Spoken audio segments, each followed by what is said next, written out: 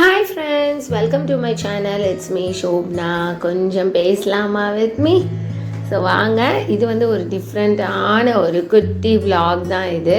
So நானே வந்து வீட்டில் வந்து ஹேர் கட் பண்ண போகிறேன். ரொம்ப வந்து பார்த்திங்கன்னா ஸ்பிளிட்டன்ஸ் வந்துருச்சு அடியில். ஆக்சுவலி போன இயர் 2024 செப்டம்பரில் நான் வந்து ஹேர் கட் பண்ணேன். அதுவும் நான் ஹேர் கட் பண்ணலை, கோயிலுக்கு போயிருந்தோம், குலதெய்வம் கோயிலுக்கு. ஸோ சஷ்வந்தும் ஹஸ்பண்டும் மொட்டை போட்டுக்கிட்டாங்க, நான் பூமுடி எடுத்திருந்தேன். ஸோ அப்போ வந்து அங்கே பூமுடி எடுக்கும்போது கட் பண்ணது தான். அதுக்கப்புறம் வந்து நான் தலையில் வந்து ஹேர் கட் தலையில் கையை வைக்கல, முடியல. எப்போவுமே வந்து ஒரு 3 months 4 months ஒன்ஸ் வீட்டிலே தான் வந்து கட் பண்ணுவேன் நான். கல்யாணத்துக்கு முன்னாடி வந்து பார்த்திங்கன்னா தங்கச்சி கட் பண்ணி விடுவா.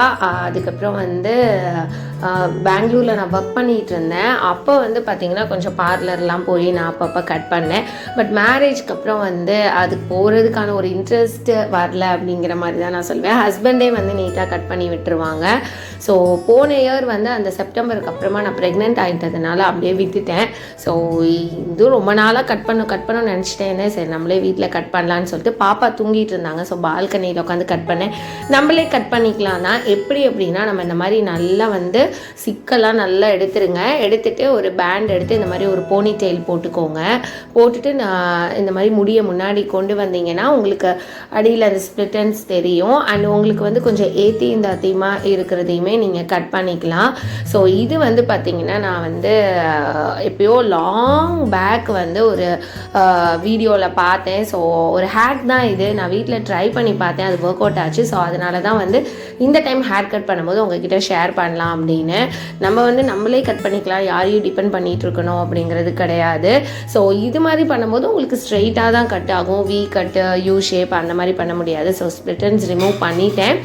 கொஞ்சம் அங்கங்கே அந்த செதலாக இருந்தது. ஸோ அதையுமே வந்து திருப்பி வந்து நான் முன்னாடி முடி போட்டு உங்களுக்கு சமமாக இருக்கணும் முன்னாடி நீங்கள் முடி எடுத்துகிட்டு வரும்போது. அண்ட் இன்னொரு விஷயம், கண்டிப்பாக வந்து சிக்கு இருக்கக்கூடாது. அப்படி இருந்துச்சுன்னா ரொம்ப வந்து தாத்தியமாக வந்து கட் ஆகிடும். ஸோ இந்த மாதிரி கட் பண்ணிவிட்டு அதுக்கப்புறம் நீங்கள் பேண்டை வந்து ரிமூவ் பண்ணிவிட்டு விரிச்சு போட்டு ஒரு வாட்டி பாருங்கள் எப்படி இருக்குன்னு. ஸோ சைடாக நான் கண்ணாடியில் உட்காந்து பார்த்துட்டு இருந்தேன். ஸோ எனக்கு வந்து கண்ணாடியில் பார்க்கும்போது சமமாக இருந்தது. அண்ட் ஸ்ப்ளிட்டன்ஸும் நல்லா வந்து ரிமூவ் ஆயாச்சு.